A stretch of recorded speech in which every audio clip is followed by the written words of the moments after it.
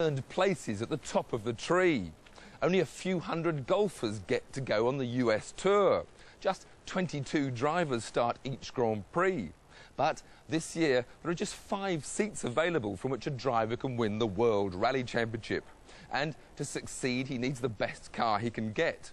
This season, Subaru have introduced their brand new World Rally car. And they started the year pretty well, winning the first 3 rounds of the championship. It was the culmination of a year's intensive effort at Prodrive in Banbury. February '96, and managing director David Richards meets his technical director David Lapworth and design consultant Peter Stevens to decide the targets for the new car. Anyway, we've got to make a style statement here. We've got to make that car look really just a new dimension. We can rework the turbo, we can rework some of the engine internals, so we'll gain a significant, not huge, but significant amount of power. What we're going to have to do is obviously have a fairly concentrated wind tunnel test program with it, you know, some visit to the wind tunnel. But I want people to look at that car when it's stationary and think it's going 1,000,000 miles an hour. It's not easy to imagine that dynamic effect when working on a clay model, but Peter Stevens designed the McLaren F1, the world's fastest production car, so he's likely to turn out something special.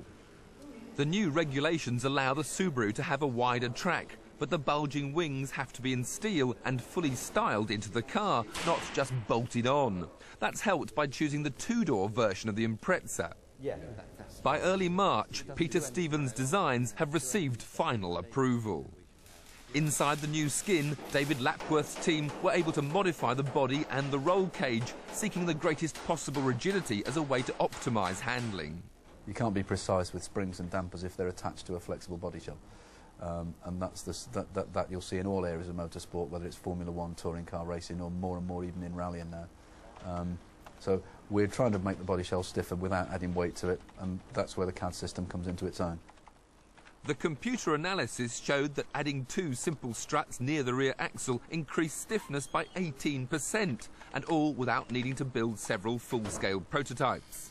Maximum engine power is limited by a restrictor in the air inlet, but the new rules allowed the manifolds to be redesigned and the turbos placed in a more convenient position.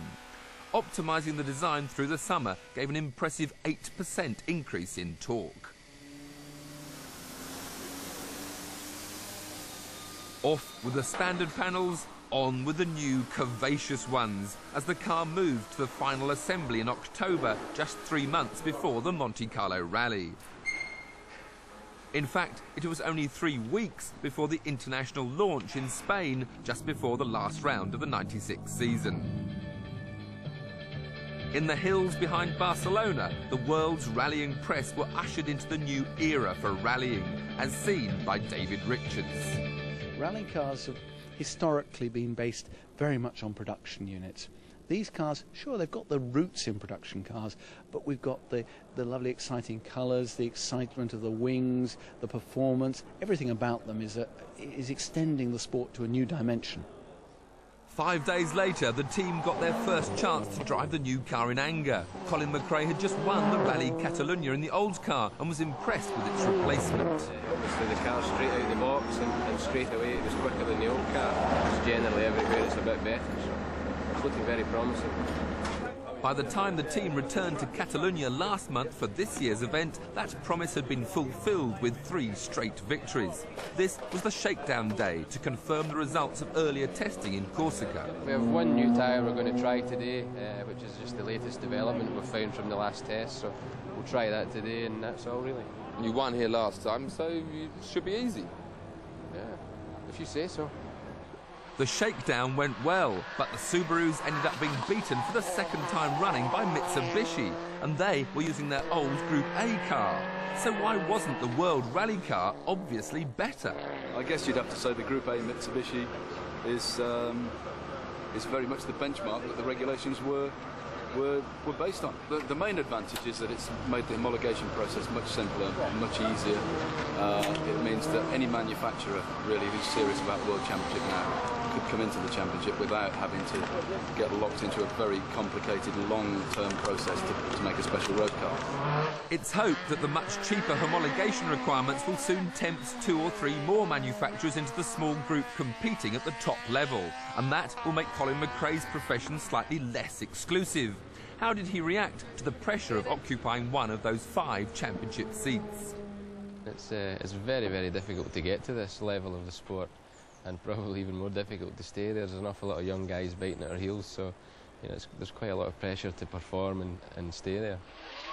It was time for me to observe the skills that had gained Colin this privileged position. Don't worry, just warming up the tyres. Just a 3-mile country drive with Colin McRae. Very pleasant.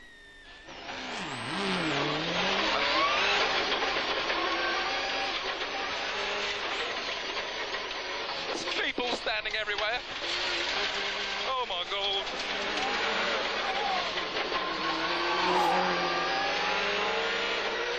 It's nice going uphill. I feel almost confident.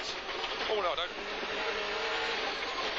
It actually feels incredibly smooth. We're going over the roughest roads of Spain, and yet the suspension seems to take it. Watching Colin, he hardly moves the steering wheel on these tarmac roads. Slotting through the gears, the grip is amazing. Little nudge of the handbrake there just to get the back out for the tighter corners. Over the top and down the other side, now on smooth new tarmac, and it was getting a little more hectic. And again, a nudge of opposite lock, all done in this wonderful, calm, relaxed, flared look. Oh no, a quick S.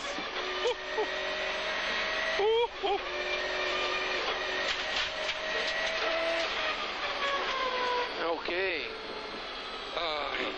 A simply brilliant ride.